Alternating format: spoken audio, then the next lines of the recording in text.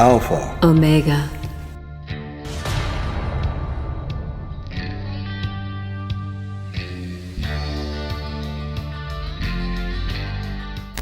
Joseph says, okay, why is the invocation before the treasury of light when Leslie takes the feather and swirls around each Alpha and Omega?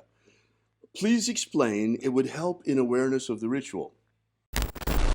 Take a nice deep breath and feel into your body. Wiggle your fingers and toes, roll your shoulders, arch your back, push your belly out, really breathe in as much air as you can. Stretch all your muscles and exhale completely.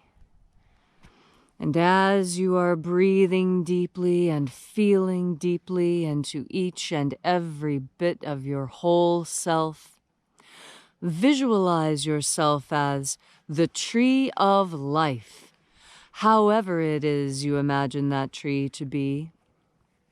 And grow your branches up high into Alpha Sky. Drive your roots down deep into Omega Earth.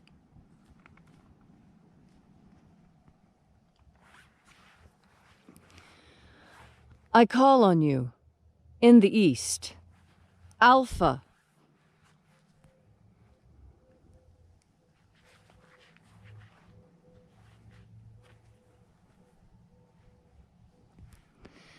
I call on you in the west, Omega.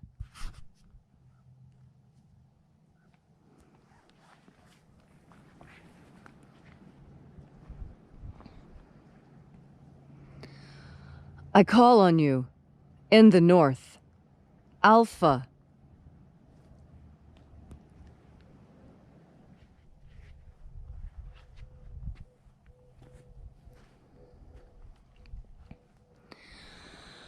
I call on you in the south, Omega.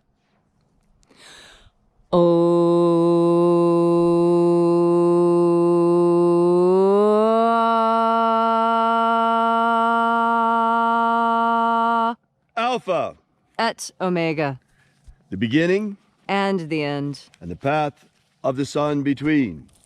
Birth And death. and the path of life between. I am the Alpha. And the Omega.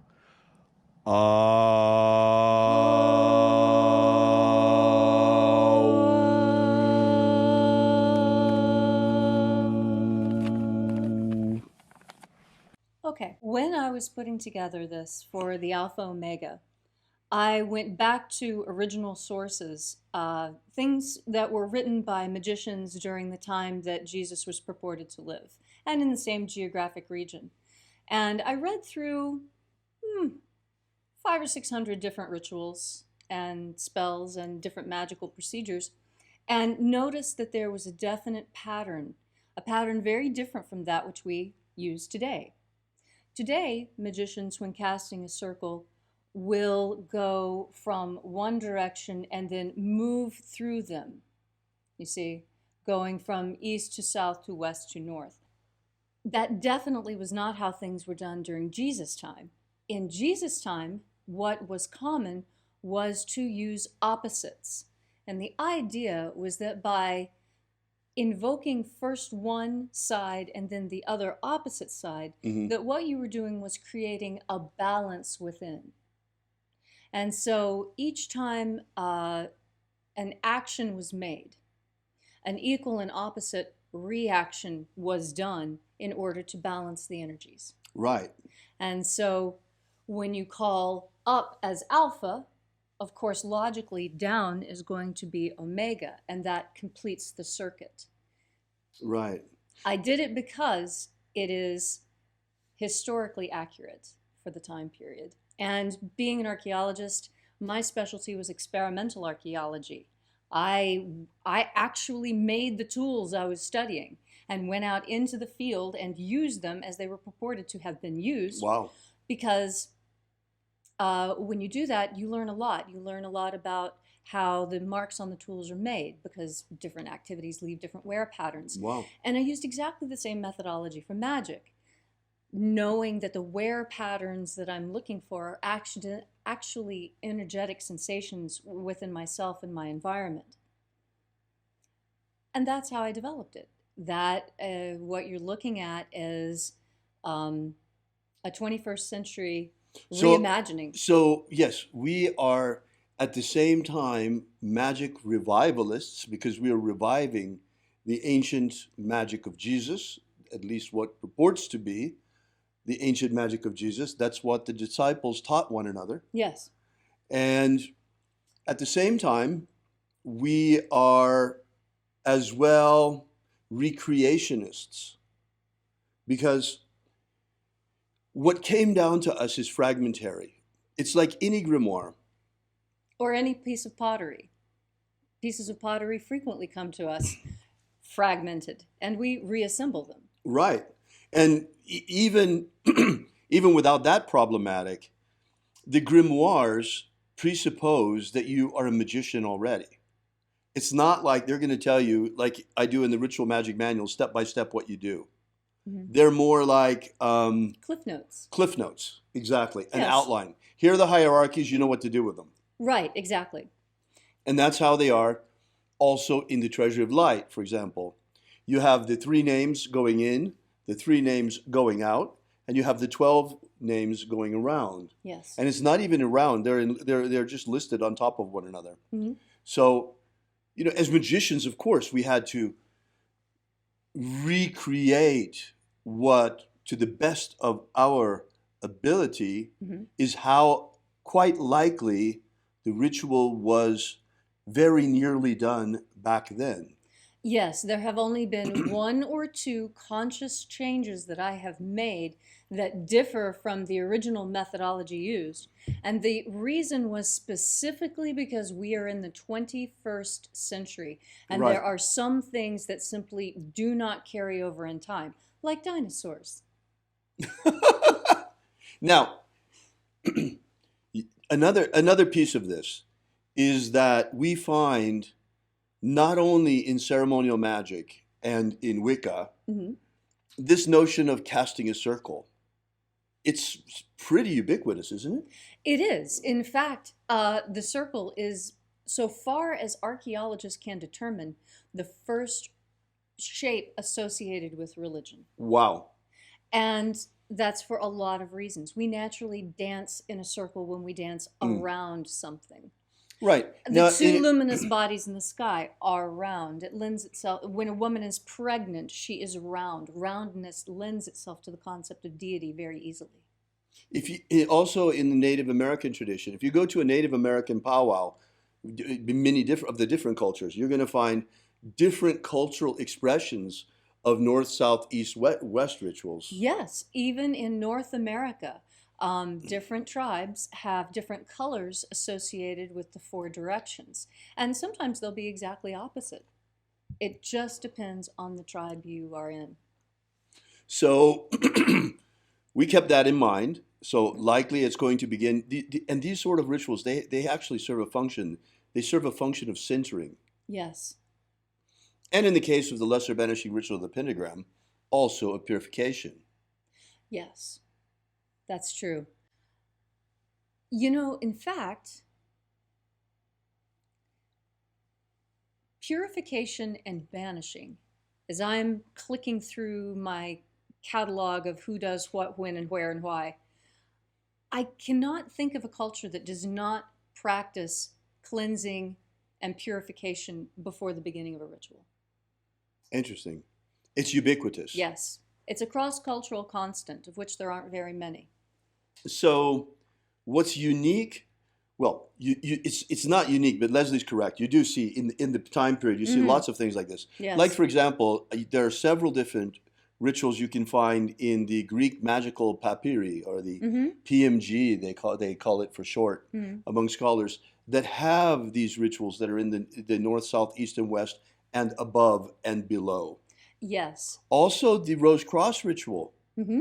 in the Golden Dawn has the same pattern of the four quarters and above and below. Yes, some Native American tribes recognize above, below, and center, Right.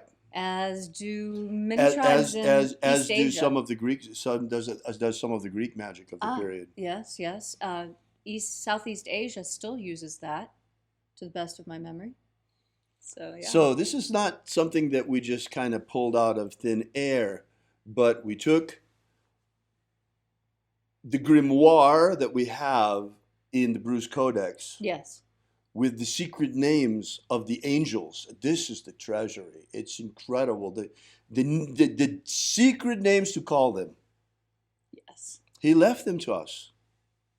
And that's what we're using. Mm-hmm. It's an incredible treasure. That's an incredible treasure. It is one of the greatest treasures of the Western world, and we're bringing it to you, folks.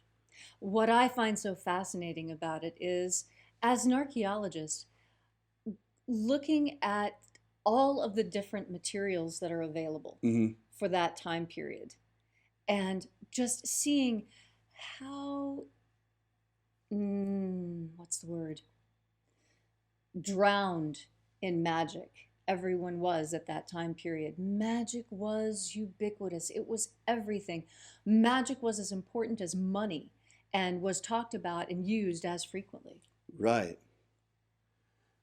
The other thing that's really unique about that ritual, that the way that you created it, Leslie, and that we practice it in the Alpha Omega, Mm-hmm. is that rather than working in a circle, it works with opposites. Right. It works north to south, east to west, above to below. Yes. So what's very interesting there is what you're doing. Mm-hmm. What she's up to is she's creating with this part of the ritual. She's opening both the solar current, the path of the sun, Mm-hmm. from east to west, and the magnetic current, the path of the earth from north to south. And A cosmic current yes. from above to telluric, a cosmic telluric current as well. Yes. And you literally become the connection between heaven and earth in that moment. So this is the meaning of the Alpha Omega ritual. That can be used in opening, it can be used in closing. Use it as much as you like. You're welcome to. Mm-hmm. You know, it's our gift to the world. Yes. Oh, he asked about the feather. Oh, right, that's correct. Would you like to Yes. say something So about I that? should say something about How the about feathers. how about you get it? Of course. So these are the two feathers that I use most often. And they're both turkey feathers. It's just this one has been painted to look like a golden eagle, and this one has been left natural. Now, the reason for using a feather was actually quite conscious. Oh, by the way, if people would like to get feathers like this, I mean, because, eagle feathers are illegal. It's not possible for us gringos, to have eagle feathers, unless part of the Native American church. Mm-hmm. And these are the next best thing. It works just as well. It is painted turkey feathers, and if someone is looking to find a great imitation eagle feather so that you can use the energy of eagle and yet legally, it's where Crazy Crow Trading Post. Crazy Crow Trading Post. You can find them online. It's a Native American trading post. They have really, really great stuff. In fact, it's where I get all my replica materials. I make quite a few replicas, museum-style replicas of different artifacts that are really popular. And that's where I get my materials for making those things. Very authentic, very accurate. Reproductions, reasonably priced. It's fantastic. Right. Now, the other thing, as long as we're talking about the magic of Jesus, I'm just going to make this real brief because we want to take some more questions.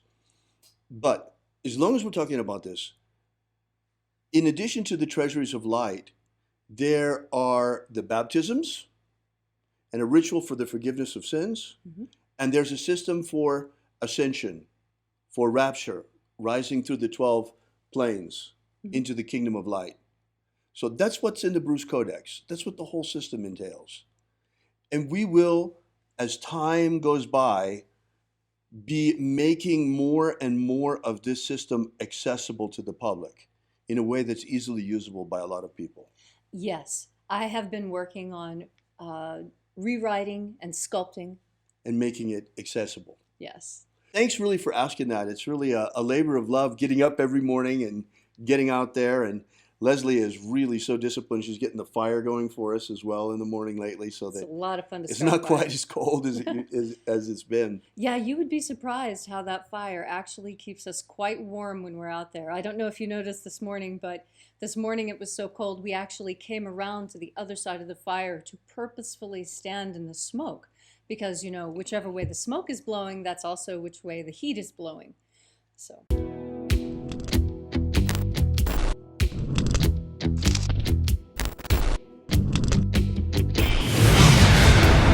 Yesterday we released this brand new ebook, Was Jesus a Magician?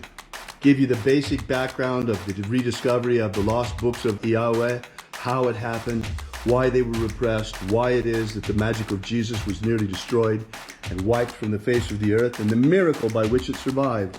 How we only have one precious manuscript of this ancient knowledge, and that's truly all there is left. Well, maybe in the Vatican they have it, but they're not about to give us that to fill in the little gaps that we've found.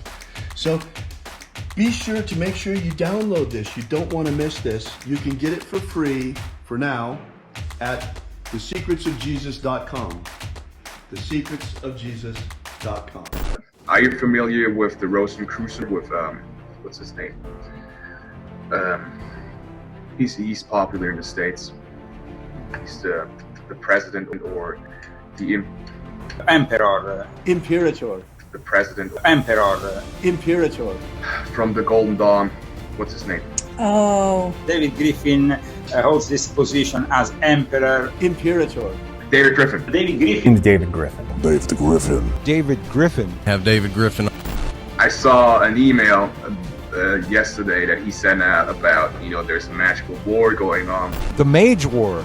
Demons of the infernal realm. I'm all of them. There is really a magical war going on. The Mage War.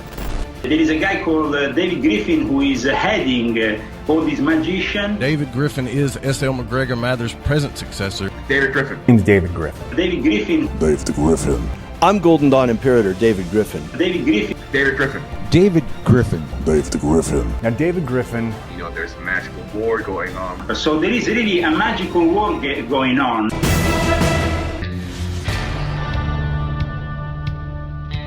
Alpha Omega.